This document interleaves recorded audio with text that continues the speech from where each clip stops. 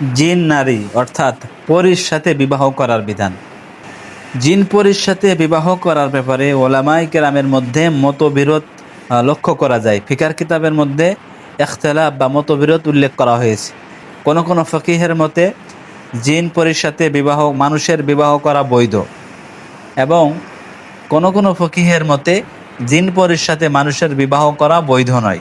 তারা বলেন, মানুষ ব্যতীত অন্য কোনো প্রাণীর সাথে মানুষের বিবাহ করা বৈধ নয়, অনুরূপভাবে জিনের সাথেও বিবাহ করা বৈধ নয়।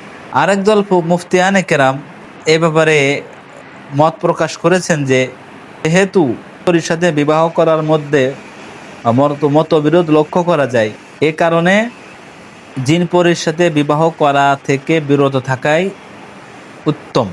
কারণ জায়েজ না জায়েজ উভয়টাই হওয়ার সম্ভাবনা আছে।